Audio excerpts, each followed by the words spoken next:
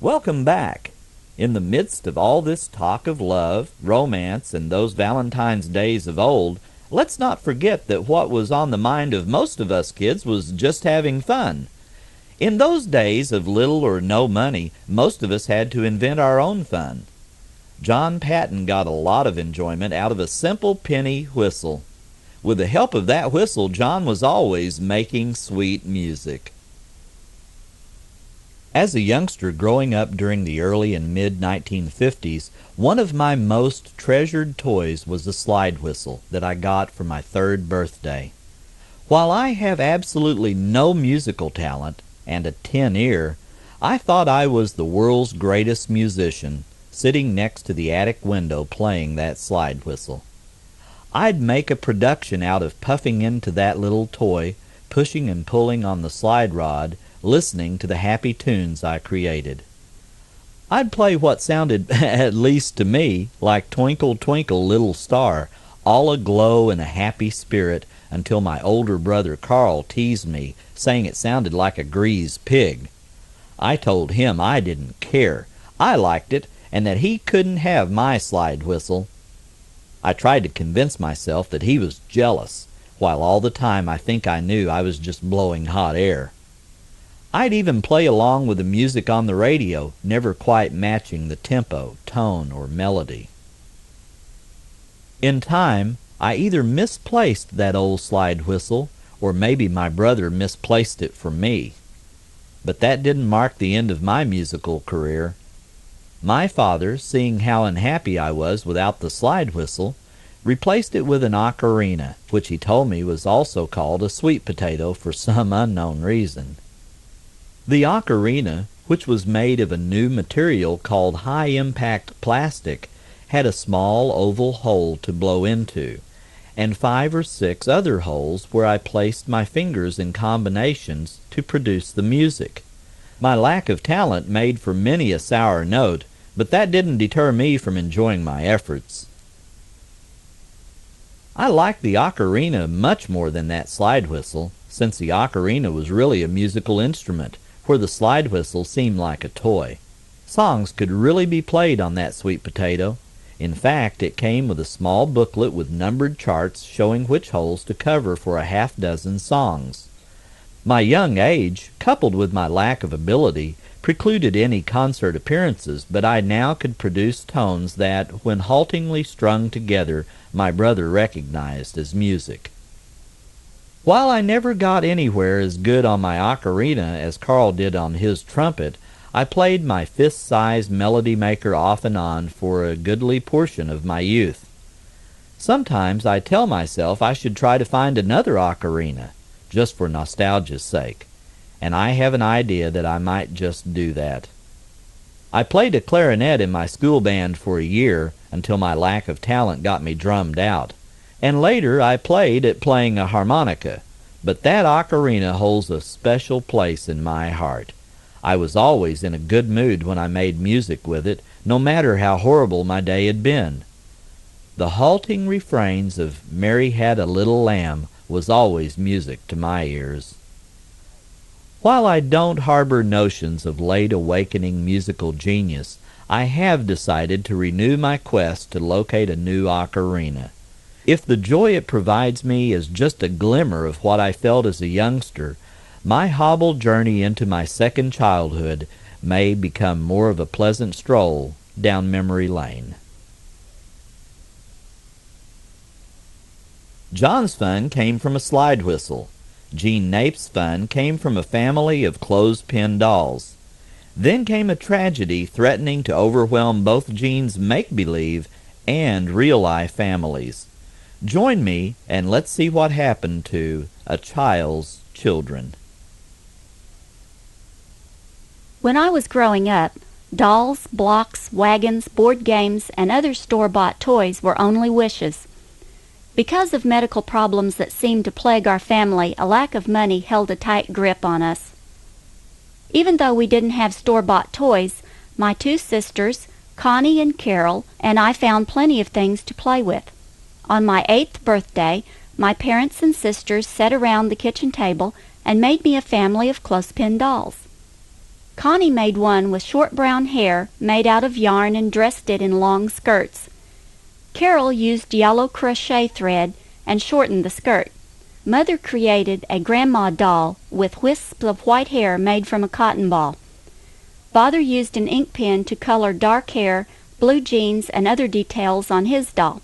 I completed mine with long yarn hair, much like my own waist-length blonde tresses. Immediately the dolls became an important part of my playtime. I made a house for them out of several cardboard boxes. Furniture materialized after I cut designs out of discarded cereal boxes. Curtains, rugs, and bedspreads appeared once I had dug through Mother's scrap bag. As time went by, I added details to my dollhouse and created a complete wardrobe of clothes for each doll. About 6 months later, more bad luck plagued our family when a fire broke out in the house. All of us escaped unharmed, but just as Father carried me out of my room, I caught sight of my clothespin dolls. I screamed for Father to go back to get them. Of course he didn't. My folks tried to comfort me as they watched firemen work around their home, but I didn't want to be comforted. I continued to cry and scream, creating a second scene for people to stare at. As the tears streamed down my face, I watched what was going on around me. From the outside, it seemed like smoke flowed from every window. I saw flames by the window in the back room. Firemen scurried around, dragging water hoses everywhere. A fireman came and talked with my dad a moment. Then he dashed into the burning house. Finally, I quieted down after the realization hit me that no matter how much I cried, the fire wasn't going to go away, and there was no way to save my children. When the flames were replaced with only chimneys of smoke, a neighbor offered us a place to stay. About the time we were going to leave, a fireman came up to me. "Are you looking for these?" he asked. He handed a lidless box to me. I looked in. There, in a row as I left them, were my clothespin dolls. "You rescued my dolls?" I asked the fireman. "Couldn't let your children perish, could I?" He smiled, ruffled my hair, then returned to work. I watched the broad-shouldered man walk away. As it turned out, the fire wasn't as bad as it looked the night before. There was lots of smoke and water damage, as well as the burned floor and walls in the first-floor utility room. Father fixed the damage, and after a few months everything was as good as new. I played with my clothespin dolls for many years. Even when the hair was loose, faces became faded and clothes tattered, I kept those clothespin dolls. Now, 40 years later, I still have them. And I'm very thankful that fireman had the kind heart to risk his life to rescue a child's precious children. Homemade toys were about the only toys Glen Conley ever knew about. His father taught Glen how to make up his own fun using whatever you could find as toy construction material. Here is Glen's memories of homemade toys. I was raised, along with a younger sister, during the hard times of the early 30s. It was difficult during those years for a father to keep the mortgage paid and food on the table, and we children knew it. I cannot forget my parents' shame at being on relief. They would not carry grocery items into the house until after dark, and all the NRA labels were removed from our clothing. We children were cautioned never to mention that our family was getting something for nothing. My sister and I had few possessions and toys to entertain ourselves with except for books. We were allowed as many as we could read, but most of them were read 2 or 3 times each. During long summers, however, we needed other things to occupy our time, so our parents simply taught us to make our own toys. My father's knowledge of what it took to entertain a boy was endless. He had grown up on a farm and had helped in his father's blacksmith shop. He could spot the best-looking forked limb among the maple trees around our house and quickly have it cut to size and grooved on the top ends. Meanwhile, I was hunting through the garage for an old automobile inner tube and the ball of staging twine, as he called it, 2 strips of rubber, some string, and a soft piece of leather from an old shoe. In short order, that sharp pocket knife in those stubby, sun-browned hands could fashion a beautiful slingshot. It was always given to me with a warning to be careful and keep out of meanness with it.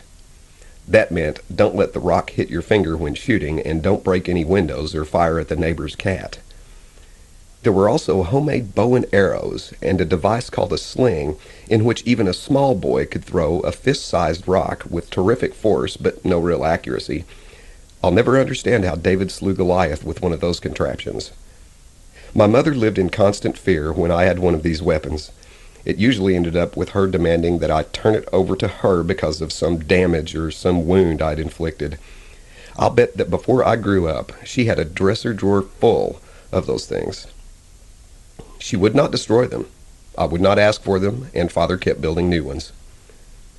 And yet, she also contributed. During the winter months, mostly, when we were underfoot and complained of having nothing to do, she taught us to pass a string through 2 holes of a large button, tie it together, loop the string around both ends, and pull and let loose. The button would whirl back and forth with great speed and emit a curious whirring noise. There were homemade darts, too, and these caused much concern on her part.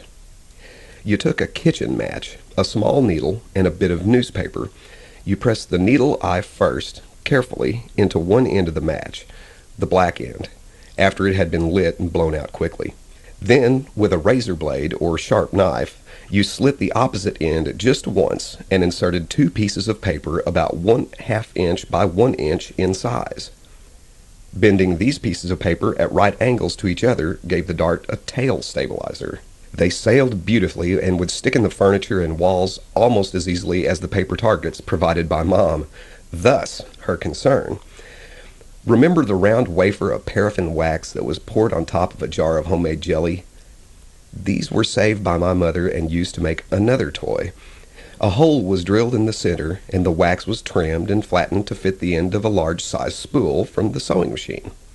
A rubber band was passed through the wax and spool and secured by half a kitchen match. On the wax end, a hole match was used. When you turned the whole match to wind the rubber band and place the spool down, it would crawl along. This rig was tricky to build and balky to run, but it helped to pass away many hours. Then there was the trick with the baking soda can. Baking soda in those days came in a red can about the size of a soda pop can, but with a removable lid. You drilled 2 small holes about 1/2 inch apart in the center of each end and passed a rubber band through them. A bolt, about half as long as the can was wide, was then tied to one strand of the rubber band inside and in the center. When the can was rolled across the floor, the suspended bolt would wind tension on the rubber band. With a little practice, it was possible to roll the can halfway across the dining room floor, and then have it returned to you under its own power. There were dozens of things we could make with paper, and, of course, we made our own kites and flew them in the spring. By folding alone, we could create marvelous little items from paper.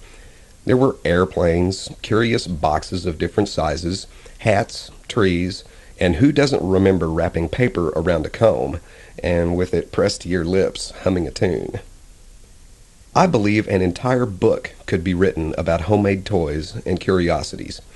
We have passed some of these things along to our children, but in this day of toy technology, I'm afraid most of the charm of making things for yourself is not appreciated. Another sign of the times.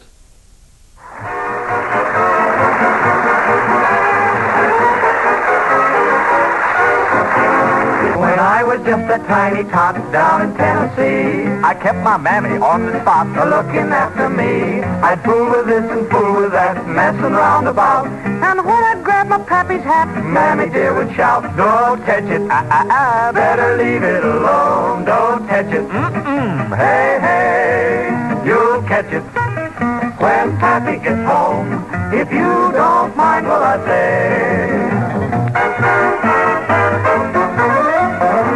When Pappy missed his Sunday hat down in Tennessee, he'd fuss and cuss and start to look for me. Then pretty soon I'd have a date in the old woodshed, and with remorse I'd meditate on what my mammy said. "Don't touch it, can't you leave it alone? Don't touch it, nay, nay, you'll catch it, as sure as you're born. if you don't mind what I say. One day I went with Pappy downtown to buy a shoe. He said it was good for any man to have a sip of brew. But when he went to take a nip, we heard an awful roar. We turned around, there was Mammy shouting through the door. Don't touch it, can't you leave it alone? Don't touch it, nay, nay, you'll catch it, as sure as your bone, if you don't mind what I say. How happy were my childhood days down in Tennessee. The dear old-fashioned country ways still appeal to me. I'd gladly be a boy again to mess around about. I'd step on Pappy's derby just to hear my mammy shout. Don't touch it, better leave it alone. Don't touch it, hey, hey, you'll catch it when Pappy gets home, if you don't mind what I say.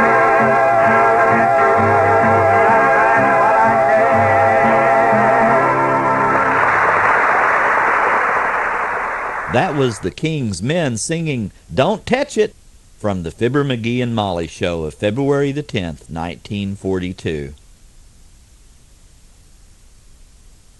Don't Tetch It might have been good advice for Geraldine Stafford Barton. You see, Geraldine was looking for a kitten to have some fun with.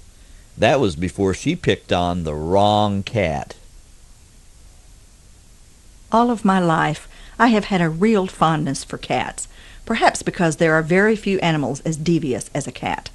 When I was a child, in the early 1900s, we owned a large dairy farm.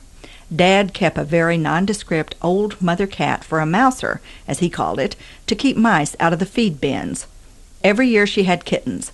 Homely as they were, I loved this old cat and her kittens. We were not allowed to take them into the house. They had a job to do, and that was to hunt at the barn.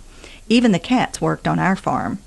However, I had seen pictures of Persian and Maltese cats, cats of ease and luxury with beautiful bushy tails, not homely old barn cats like ours.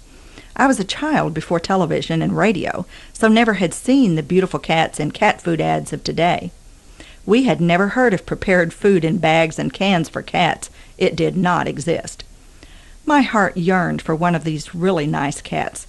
One beautiful sunny morning in haying time, my sister Gladys and I were sent by my father to the pasture to get the horses. He had hay to put up in the barn. We were not to dally around. He was in a hurry. My dad was always in a hurry. So we scurried up the lane to the pasture in our bare feet. Along the edge of the lane, we had a beautiful 3-acre field of potatoes, just in gorgeous full bloom. Our eyes nearly popped out on the ground when we spied a beautiful, plumy, black and white tail standing straight up, walking up a row in the midst of the potato field. Surely here was my dream come true. Gladys and I consulted on how to catch our prize. It did not occur to us that our nearest city was 10 miles away, and that 2 smaller towns were in between, 2 and 5 miles from us, and none of our neighbors had any rare cats with bushy tails. So we decided to sneak through the fence down to the end of the field and each take the row on either side of the one he was in. When we got to him, we would grab him. We tiptoed along in our bare feet. He managed to ignore us completely and kept his nose down, searching along the ground. Our presence did not seem to bother him at all. Finally, we caught up with him and made a lunge to grab him. Words cannot describe what happened next. It seemed as if the air for 10 miles was polluted with the most evil smell I had ever smelled. But one message got to me loud and clear. I had picked the wrong cat. We did about what our 2 shepherd dogs did many years later when they took on a mother skunk and her 4 babies who were out for a stroll on our lawn. When she got done with them, they were rolling on the ground and pawing at their eyes. When they got up, they went in circles for about 5 minutes, yipping. When we could breathe again, we went on to get the horses. Even they didn't want anything to do with us, so they headed for the barn on a dead run. Our father could smell us long before we arrived. He always passed the buck to our mother when it came to punishment. His remark was, "Go and tell your mother." When we found her, she was down in the garden weeding onions. But that was not the worst. My Uncle Claude was standing there talking with her. Anyone but him, for he was a real joker, and of course they began to smell us long before we arrived. He doubled over and laughed until he almost split his sides. His remarks will not bear repeating, but at every family gathering he would snidely remark, "Have you caught any cats lately?" My mother was furious, and we were ordered to get a pail of soap and water on the back porch, and scrub and scrub and scrub, and not go into the house until we did. Needless to say, this dampened our ardor for strange and rare cats from then on. Thus, the moral of the story is, look before you leap. What better fun than a challenge to go skinny dipping on a cold winter's day? Just break the ice and dive right in. Sounds great until, well, you'll see as Leonard Bennet recounts his story of the Three Musketeers. This is a true account of how a young lady on a horse conquered the Three Musketeers. Back in the early 1930s, three brothers roamed the countryside near their farm home about 6 miles southeast of Garnett, Kansas. They called themselves the Three Musketeers. The copycat musketeers often fought with wooden swords and trash-can-lid shields. With polka-dot handkerchiefs tied on their heads, they were brave enough to fight hordes of imagined enemies. The oldest Bennet boy, Almus, nicknamed Al, was an 8th grader at the rural Greenfield Country School. Leonard, the middle son, was a 6th grade student. The youngest, Vernon, was in his first school year. In mid-February of 1932, one of Kansas's coldest winter months, Mother Nature provided a surprisingly pleasant, sunny Sunday. The weather was around 30 degrees, with a chilling, brisk breeze. In the afternoon, the musketeers donned their fighting gear and headed out looking for adventure. They came upon a farm pond on the neighboring Milligan farm. The pond was covered with a thin layer of sparkling ice. After testing the ice, the trio decided the ice was too thin to hold anyone up, so a makeshift hockey game was ruled out. Not to be denied a dangerous adventure, after considering several options, they decided to go skinny dipping. Shouting, "I dare you!" the trio quickly removed their shoes and disrobed. Al, the first undressed, made a dash for the icy pond and yelled, "Last one in is a sissy!" Leonard was at his heels. The thin ice broke under their feet, and Vernon trailed the older brave boy splashing into the frigid pond water. Cold? You bet. However, not one would admit it, complain, or be the first to chicken out and head for the bank and the protection of their clothing. They soon learned to stay submerged up to their necks because the cold wind would quickly chill them to the marrow of their bones. "Hey!" yelled a loud, high-pitched voice. "What are you kids doing in our pond?" Whirling about, the trio spied Margaret, the Milligans' teenage daughter, sitting on her horse at the water's edge. "You kids better get out of there right now," Margaret commanded. That was not about to happen. The embarrassed, naked boys sank down into the cold water as far as they could get. To their dismay, Margaret dismounted. "I'll fix you guys good," she threatened. She gathered up the trio's clothing, leaving only their socks and shoes, then remounted her horse. With a laugh and a shout, Margaret spun her horse around and rode off. Al, Leonard, and Vernon rushed out of the water and chased after her a short distance, yelling at the top of their voices, "Come back here with our clothes!" Their demands were punctuated by many threats to Margaret's health and vivid descriptions of the consequences of her actions. Giving up in disgust, they returned to the pond, now fighting a freezing wind against their bare bodies. They hastily donned socks and slipped into their shoes. Ignoring their musketeer armor, they headed for home about 2 miles away. They started running at a fast pace, then slowed to a walk, then ran again, then back to a walk, alternating running and walking. Flapping their arms, they slapped their bodies, trying to keep their body heat up. After what seemed like days, they approached the farmhouse. Cutting across a pasture, they came in from the rear, trying to stay out of sight of the road leading past the house. They rushed in through the back door, charged into the living room, and began pushing and shoving to get behind the large wood-burning heating stove. The space between the stove and the wall was the warmest place in the house. Their mother and dad sat in their chairs, watching the nude show with deep frowns furrowing their foreheads. "What in the world is going on here?" demanded their mother. We lost our clothes," stammered Al. Something caught Leonard's eyes, and he moved from behind the heater to peer at a pile of clothing lying in the middle of the living room. He knew the jig was up. Lying would not help. "How did you get our clothes?" he asked, dreading the answer. "Margaret Milligan rode her horse by and left your clothing with us," the boy's dad said. "She told us where she found you." "You boys had no right to go over on Milligan's land," added their mother. "Going swimming in this kind of weather was the height of stupidity. You ought to be ashamed of yourselves." She got up and left the room, returned with 3 old towels, and handed one to each son.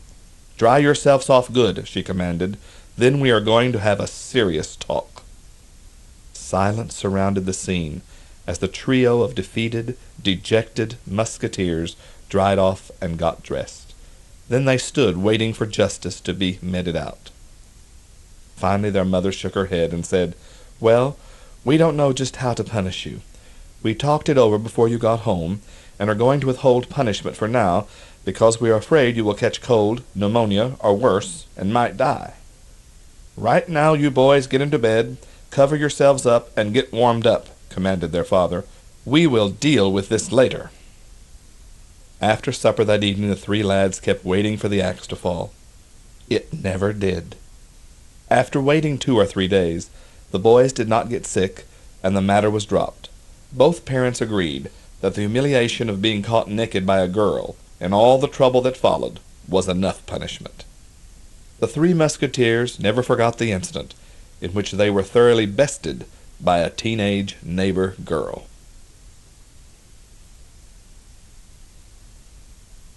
After Leonard and his brothers came out of that icy water and Skinny ran all the way home, they probably caught a cold of mammoth proportions. Marlis Huffman dreaded the day she caught cold, because that meant her mother brought out the home cures. If you were ever the patient or victim of one of those remedies, you'll sympathize with Marlis as she groans, "Hold the mustard!" When I was growing up, no one ever mentioned child abuse. We all knew that some parents were stricter than others and more severe about handing out punishment, but back then no one called it abuse. Certainly no one considers home remedies to be abuse, but no one else had them applied by my mother. If you've ever suffered the agony of a mustard plaster, you know what a fiendish cure it is, and the way Mother applied it, it was almost torture. When I had a cold, Mother concocted a goopy mixture of dried mustard and water, spread it between 2 layers of muslin, and slapped it on my chest. It was cold and clammy when it landed, but it grew warmer and warmer until my skin got pink. Mother operated on the theory that if pink was good, red was better. My howls of pain simply meant that the cure was a sure thing. To prolong the agony and the cure, she applied a wool sweater. According to her, if a person coughed, you should put wool on the chest. But a wool sweater applied over a fiery red chest turned the burning sensation into continuous itching. And worst of all, she tied it at the back of the neck, so it couldn't be pulled off. The only way to escape was to hide my head under the pillow whenever I had an urge to cough. If she didn't hear the cough, I was considered cured. I don't know if there was such a thing as cough drops back then. Mother made her own cough syrup, a mixture of 3 drops of eucalyptus oil on a spoonful of sugar. Again, Mother operated on the principle that if a little helps, a lot is better. She saturated the sugar with eucalyptus oil. But when the concoction proved to be too much for my stomach and it rebelled all over my bedding, she decided not to use that remedy again, and I learned to hide my head under 2 pillows. Then Mother discovered horehound drops, and she dispensed them as cough drops. What an improvement! My head came out from under the pillows, for I didn't mind when she heard my coughs. But this happy situation was short-lived. The next time I had a cold, Mother reached for the horehound drops, only to discover an empty tin. My father had made them disappear.